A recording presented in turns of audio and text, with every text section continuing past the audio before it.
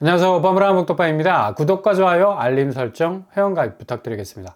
앞으로 분양가는 더욱 높게 올라갈 가능성 크지만 그래도 워낙에 구축 매매 시장에서의 집값 추이가 급격하게 꺾이고 있고 동시에 분양 성적이 그리 좋지 않아서 잔여 물량 털어내기도 되게 어려운 상황이죠.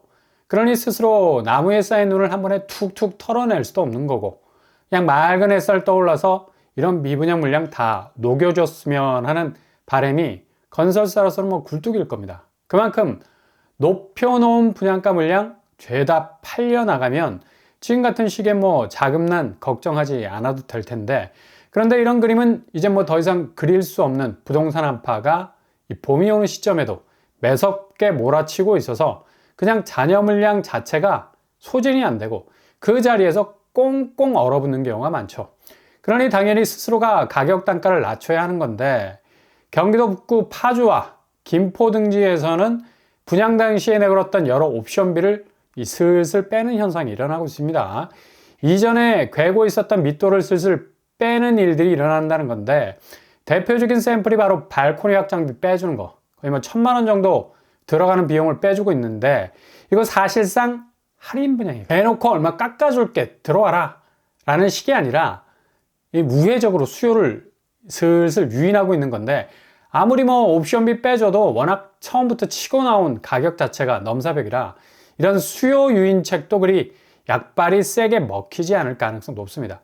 이런 식의 슬슬 빼주기는 기존 제값 주고 들어온 기분양자들의 이 반발을 의식한 거라, 아니 아무리 경쟁률이 떨어져서 아파트 잔여 물량이 남아도라도 분양가가 이렇게 차이가 나버리게 되면 가만히 안 있을 기분양자 반응 때문에 옵션비를 줄여주는 쪽으로 가고 있는 건데, 이렇게 파주 쪽은 힐스테이터 운정이 이런 식으로 확장 비용을 빼주고 있는 거고, 당초 여기 경쟁률이 1대1이 지나지 않았죠. 그리고 김포 쪽도 고촌 쪽, 고촌 센트럴 자이도 역시 최근 분양 문턱을 낮춰서 중도금 전액 무이자, 분양 대금 중에 잔금 20% 정도를 유예시켜주는 움직임도 보이고 있습니다.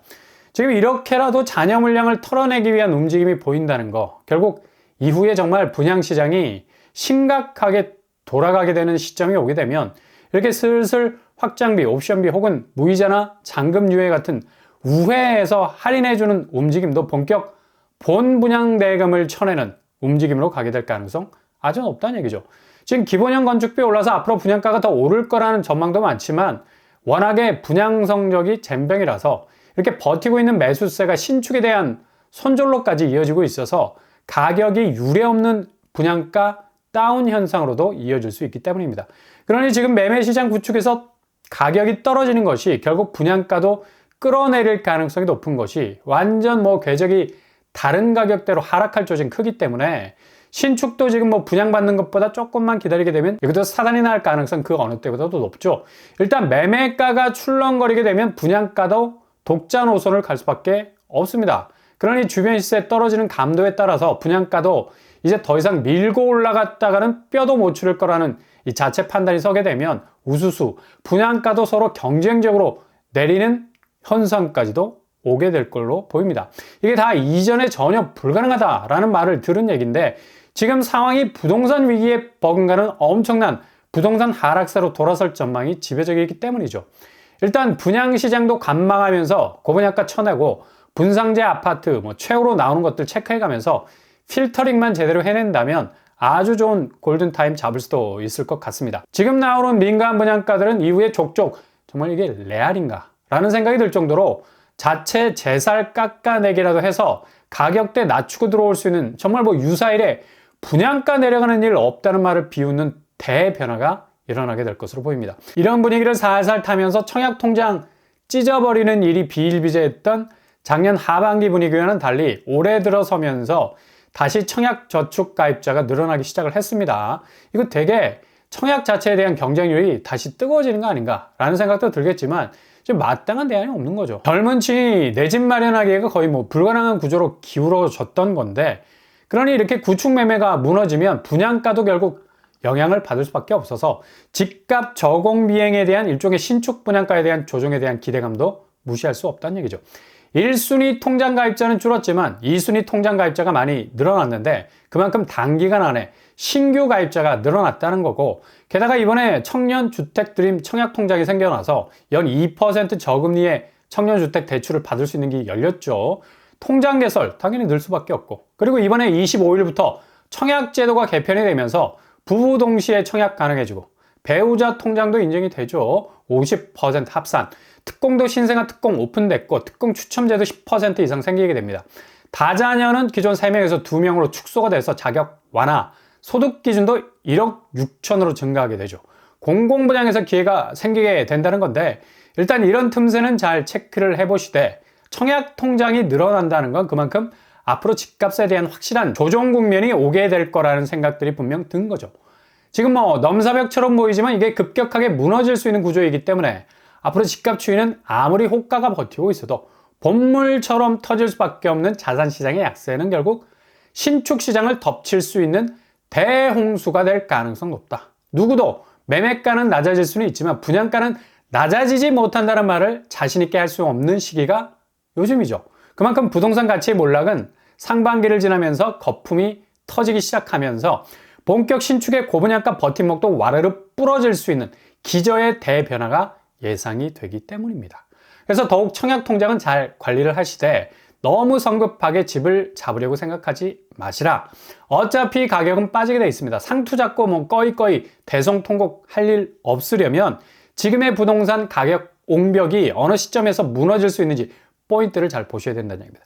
이런 대변화의 분기점에서 그 꼭지점을 찍고 있는 게 바로 프로젝트 파이낸싱, PF 문제죠. PF가 뭐 터지게 된다 해서 집값에 직접적인 영향을 주지 않는다고 전망하는 부분도 있는데 이건 그렇지 않습니다. 우리나라가 빚의 연쇄적인 사슬고리로 묶여 있기 때문에 건설사 문제가 당장에 뭐 집값에 영향을 직접적으로 뭐 줄 수 없다 하지만 일단 부동산 자금이 몰려있는 먹이 사슬 구조가 깨지는 거기 때문에 일단 건설사 브랜드 간판에 스크래치가 생기기 시작하면서 심리적인 브랜드 타격 효과가 일어나게 될 수밖에 없죠. 우리나라처럼 아파트 간판만큼 뭐 그것도 자산 가치라고 생각하는 나라 없을 거예요. 그만큼 뭐 브랜드 가치가 중요한 아파트 자산 구성 요소가 됐습니다. 거의 지금은 뭐 세 손가락 안에 꼽히는 구성 요소 아니겠습니까? 아파트 출입구 일주문만 보더라도 어떤 브랜드로 장식을 해 놓느냐에 따라서 가격대가 달라지잖아요. 이렇게 주요 건설사가 완공한 아파트들, 그 건설사가 PF 제대로 맞아버리게 되면 당연히 뭐 어수선해질 수밖에 없는 거고, 금융권에서도 그렇게 넘어진 건설사 붙잡고 갈 생각 없기 때문에 계속해서 자금적인 회수를 위해서 엄청나게 들쑤실 수밖에 없는 겁니다. 결국 집값에 지대한 영향을 미칠 수밖에 없죠. 부동산은 심리인데 그렇게 단단할 줄 알았던 아파트 브랜드가 무너지게 되면 그냥 뭐 쑥대밭 되는 거죠.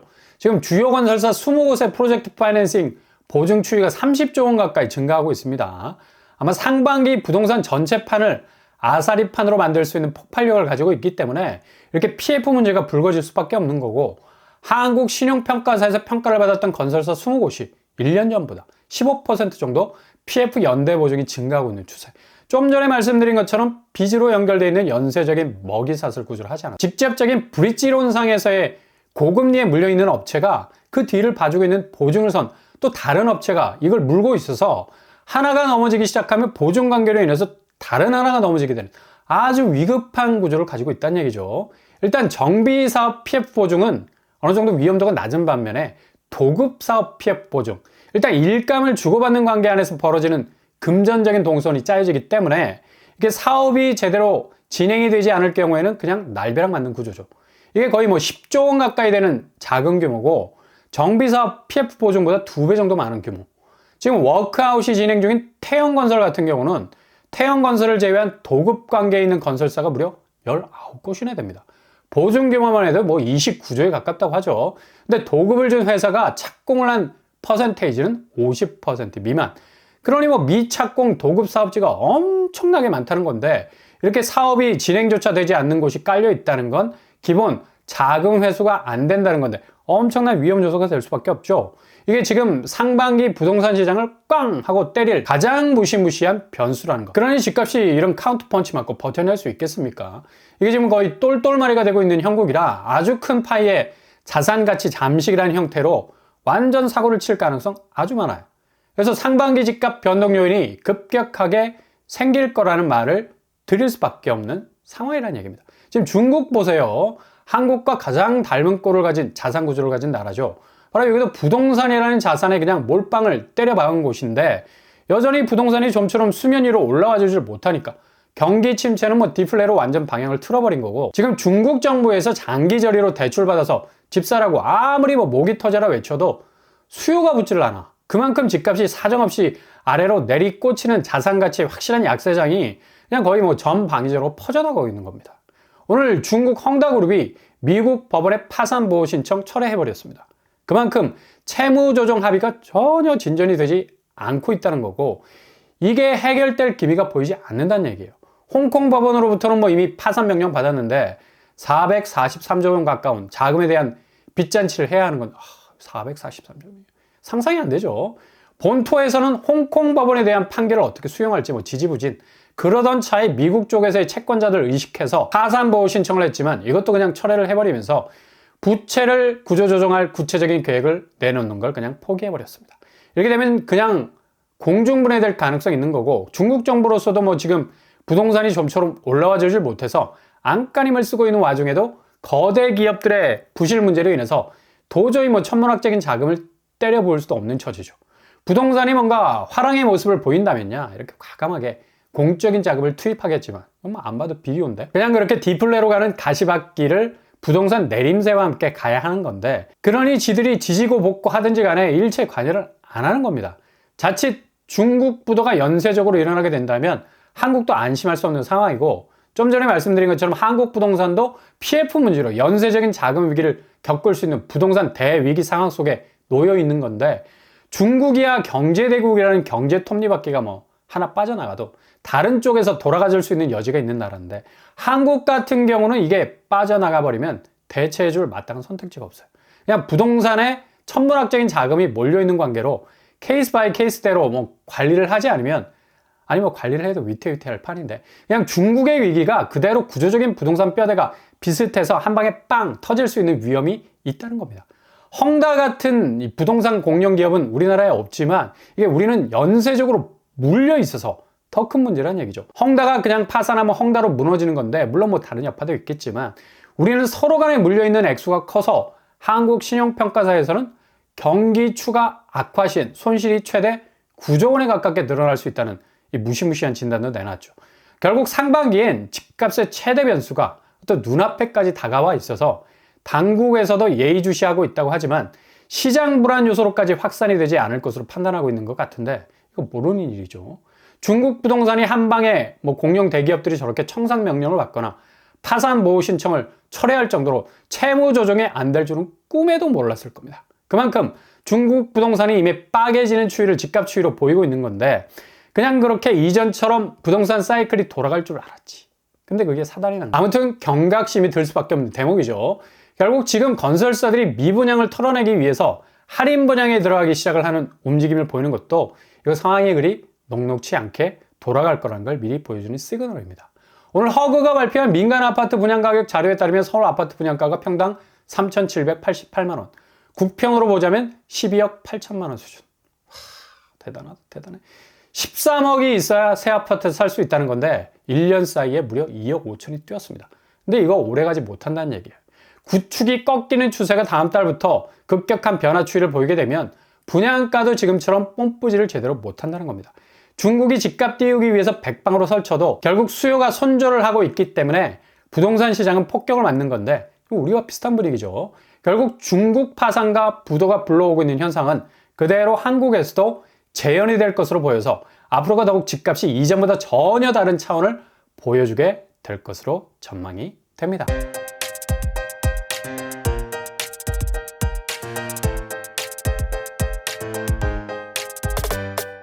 오늘의 부동산 캐릭터처 할인 분양이 나올 수밖에 없는 거, 그만큼 건설사 자금 회전이 좋지 못해서 잔여 물량 어떻게 해서든 털어내려 하는 건데, 중국이 아무리 부동산 집값 띄우려 해도 꼬로박는 디플레로 가는 건 결국 수요가 집값을 안정적이라고 보지 않기 때문입니다.